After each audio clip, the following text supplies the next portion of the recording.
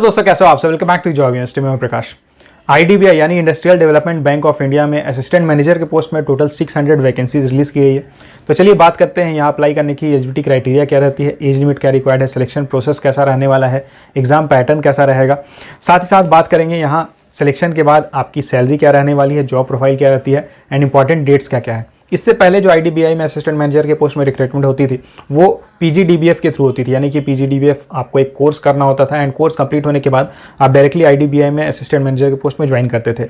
लेकिन अभी ये जो सिलेक्शन का प्रोसेस है इसे थोड़ा चेंज कर दिया गया है। इस बार जो एलिजिबिलिटी क्राइटेरिया है उसमें उन्होंने पीजीडीबीएफ नहीं रखा है, बल्कि इस बार उन्होंने एक्सपीरियंस मांग लिया है। तो चलिए सारी चीज़ों के बारे में बात करते हैं। तो यहाँ ऑल इंडिया कैंडिडेट्स अप्लाई कर सकते हैं, मेल फीमेल दोनों ही अप्लाई करने के लिए एलिजिबल है। आईडीबीआई में 600 असिस्टेंट मैनेजर की वैकेंसी निकली हुई है। तो यहाँ ग्रेजुएशन रिक्वायर्ड है और साथ ही साथ ग्रेजुएशन के बाद अगर आपने 2 इयर्स का अगर आपने एक जॉब किया हुआ है, 2 इयर्स के आपके पास वर्क एक्सपीरियंस है बैंक में या फिर इंश्योरेंस सेक्टर में, तो आप यहाँ अप्लाई कर सकते हो। एज की बात करें तो अप्लाई करने की मिनिमम एज 21 ईयर्स है एंड मैक्सिमम 30 ईयर्स है। लेकिन अगर आप कैटेगरी में आते हो तो आपको एज में रिलैक्सेशन मिलेगा और एज 1 जनवरी 2023 के अकॉर्डिंग चेक की जाएगी। यहाँ अप्लाई करने का सारा प्रोसेस ऑनलाइन है, ऑनलाइन रजिस्ट्रेशन स्टार्ट हो चुके हैं। अप्लाई करने की लास्ट डेट 28 फरवरी रहेगी। तो अगर आप यहाँ अप्लाई करना चाहते हो तो जल्द से जल्द अप्लाई कर देना। एग्जाम डेट की बात करें तो इसमें आपको एक सिंगल ऑनलाइन एग्जाम देना होगा एंड उसके बाद आपको इंटरव्यू के लिए कॉल किया जाएगा। तो ऑनलाइन एग्जाम 16 अप्रैल 2023 को एक्सपेक्टेड है। सैलरी की बात करें तो यहाँ आपकी जो बेसिक पे रहेगी 36,000 होने वाली है और बेसिक पे के अलावा डीए, एचआरए एंड और भी जो अदर अलाउंसेस मिलते हैं वो सारे आपको यहाँ मिलेंगे। तो आपकी monthly in hand salary joining के बाद बनने वाली है 55,000 एंड इसके अलावा और भी बहुत सारे अलाउंसेस हैं आपको यहाँ मिलते हैं। यहाँ आप लेटेस्ट सैलरी स्लिप देख सकते हो। दोस्तों ये अप्रैल 2021 की सैलरी स्लिप है और यहाँ डेजिग्नेशन असिस्टेंट मैनेजर की है। ये जो पर्सन है ये ऑलरेडी आईडीबीआई बैंक में काम कर रहे हैं असिस्टेंट मैनेजर एंड इनको बहुत सारी इंक्रीमेंट भी मिल चुकी है। ऐसे जब आप ज्वाइन करोगे तो आपकी बेसिक पे 36,000 रहेगी। यहाँ पे इंक्रीमेंट लगने के बाद इनकी बेसिक पे 41,960 है। तो यहाँ बेसिक पे मिला है 41,960, डीए मिला है 12,943। उसके बाद यहाँ कुछ स्पेशल अलाउंस मिले हैं 1143। एनपीएस बेसिक मिला है 4,196। देन एनपीएस डीए पर मिला है 1,099। स्पेशल अलाउंस मिला है 6,881। लोकेशन अलाउंस मिला है 700 रुपीज एंड लर्निंग अलाउंस मिला है 600 रुपीज। तो यहाँ टोटल ग्रॉस सैलरी बनी है 69,523। दोस्तों इन्होंने बैंक लीज पर घर लिया हुआ है इसलिए इन्हें एचआरए नहीं मिला है। अगर यहाँ डिडक्शंस की बात करें तो एनपीएस बेसिक बैंक डिडक्ट हुआ है 4,196। देन एनपीएस डीए बैंक की तरफ से डिडक्ट हुआ है 1,099। एनपीएस बेसिक एम्प्लॉय का डिडक्ट हुआ है 4,196 एंड एनपीएस डीए डिडक्ट हुआ है 1,099। लॉन्च डिडक्शन हुआ है 625 रुपीज। डिसेबिलिटी फंड डिडक्ट हुआ है 120 rupees. Then income tax deduct हुआ है 4,808। Health and education cess deduct हुआ है 192। लाइसेंस फी डिडक्ट हुआ है 180 रुपीज। इन्होंने कुछ फेस्टिवल एडवांस लिया था तो उसका डिडक्शन हुआ है 5,300। तो यहाँ नेट डिडक्शन हुए हैं 21,819 and net in hand salary बनी है 47,704। अब बात करते हैं सैलरी के अलावा और क्या क्या पर्क्स एंड अलाउंसेस है जो आपको यहाँ मिलेंगे। House rent allowance city wise very करता है। तो यहाँ आपको 10.5% या 12% या 13.5% मिलेगा जो कि सिटी वाइज रहेगा। एचआरए के साथ ही आपको सिटी कॉम्पेंसेटरी अलाउंस मिलता है जो कि 700, 1150 या 1400 हो सकता है। और अगर आप एचआरए नहीं लेना चाहते हो तो आप लीज्ड एकोमोडेशन के लिए ऑप्ट कर सकते हो। Lease amount class C city के लिए 7,500 है, क्लास बी सिटी के लिए 10,000 है, क्लास ए सिटी के लिए 13,000 है और मेट्रो सिटीज के लिए 17,000 to 20,000 रहेगा। यहाँ आपको कन्वेंस अलाउंस भी मिलेगा जिसमें अगर आपकी पोस्टिंग रूरल या सेमी अर्बन एरिया में रहती है तो आपको 60 लीटर्स पेट्रोल का अमाउंट मिलेगा।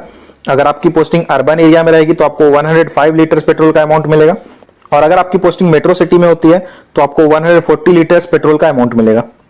मोबाइल अलाउंस मंथली 600 मिलेगा। और भी पर्क्स एंड बेनिफिट्स की बात करें तो अगर आप कहीं ऑफिस के काम से, बैंक के काम से कहीं अगर आप जाते हो तो आपको उस दिन का टीए मिलेगा। आईडीबीआई बैंक में आपको लंच प्रोवाइड कराया जाता है और उसके लिए मंथली आपको 625 रुपीज देना होता है और ये लॉन्च फी के नाम पे डिडक्ट होता है। आपको एंड आपके डिपेंडेंट्स को मेडिकल फैसिलिटी मिलेगी और यहाँ कैश मेडिकल बेनिफिट मिलता है और इसमें कैश अमाउंट 10,300 आप हर साल ले सकते हो।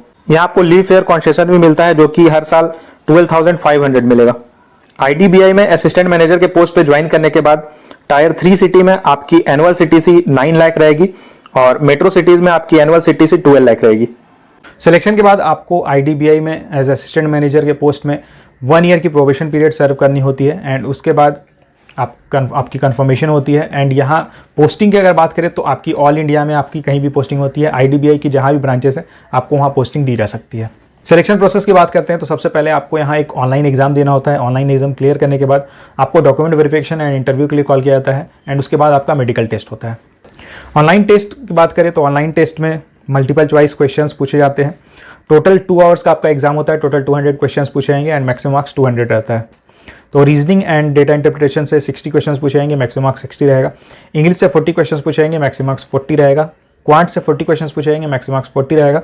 And general awareness, economy awareness, banking awareness and computer awareness से टोटल 60 क्वेश्चंस पूछेंगे एंड मैक्सिमम मार्क्स 60 रहेगा। यानी कि टोटल 2 आवर्स का आपका एग्जाम रहने वाला है। 200 क्वेश्चंस पूछेंगे, मैक्सिमम मार्क्स 200 रहेगा। एंड यहाँ 1/4 नेगेटिव मार्किंग रहती है। साथ ही साथ यहाँ पे एग्जाम को क्वालिफाई करने के लिए आपको sectional as well as overall cut off दोनों ही क्लियर करना होगा। ऑनलाइन एग्जाम क्लियर करने के बाद आपको इंटरव्यू के लिए कॉल किया जाएगा और final merit list online exam plus interview के मार्क्स के बेसिस पे बनती है। नोटिफिकेशन एंड अप्लाई करने की डायरेक्ट लिंक मैंने डिस्क्रिप्शन बॉक्स में डाली हुई है, तो अगर आप इस जॉब के लिए इंटरेस्टेड हो तो आप वहाँ जाके अप्लाई कर सकते हो। अप्लाई करने के लिए आपको एप्लीकेशन फ़ीस पे करनी होगी। SC ST and PWD candidates को 200 रुपीज़ एप्लीकेशन फ़ी पे करना होगा एंड बाकी सारे कैंडिडेट्स को 1000 रुपीज़ एप्लीकेशन फ़ी पे करना होगा। IDBI को लेकर बहुत ज़्यादा कैंडिडेट्स को कन्फ्यूज़न रहता है कि ये एक प्राइवेट बैंक है या फिर एक गवर्नमेंट बैंक है, PSU है, किस टाइप की बैंक है। तो यहाँ मैं आपको क्लियर कर देता हूँ, IDBI एक प्राइवेट बैंक है। ऑलरेडी इसमें जो शेयर्स हैं LIC के काफ़ी ज़्यादा शेयर्स है, इसलिए यहाँ पे जो सिलेक्शन का प्रोसेस भी आप देखोगे तो उसमें जो वैकेंसीज़ निकलती है ये कैटेगरी वाइज निकलती है। यानी कि OBC के लिए अलग निकलती है, जनरल कैटेगरी के लिए अलग निकलती है, SC ST के लिए अलग निकलती है। लेकिन ये इसलिए है क्योंकि LIC जो कि इसकी ओनर है, IDBI की जो ओनर है वो एक गवर्नमेंट ऑर्गेनाइजेशन है, तो उसके कारण यहाँ पे जो सिलेक्शन का प्रोसेस रहता है ये उसके अकॉर्डिंग रहता है, LIC के अकॉर्डिंग रहता है।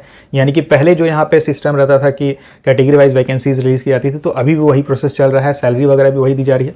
लेकिन फ्यूचर में अगर LIC अपनी स्टेक्स को सेल कर देती है, IDBI के जो भी स्टेक्स हैं उनके पास, उसे अगर सेल कर देती है तो IDBI कम्प्लीटली फुल्ली प्राइवेटाइज हो जाएगी और दूसरी ऑर्गेनाइजेशन जो भी अगर प्राइवेट ऑर्गेनाइजेशन रहती है तो उसके अकॉर्डिंग वो वैकेंसीज़ को मॉडिफाई कर सकते हैं, सैलरी में चेंजेस कर सकते हैं। तो इसलिए यहाँ पे आप ये इस चीज़ को माइंड में मत रखना है कि ये पब्लिक सेक्टर जॉब रहने वाली है, आपकी पब्लिक सेक्टर बैंक रहने वाले IDBI, तो ऐसा बिल्कुल भी नहीं है। ये प्राइवेट जॉब है आपकी, ये प्राइवेट जॉब रहने वाली है। तो उसके अकॉर्डिंग आप सोच समझ के ही आप अप्लाई करना।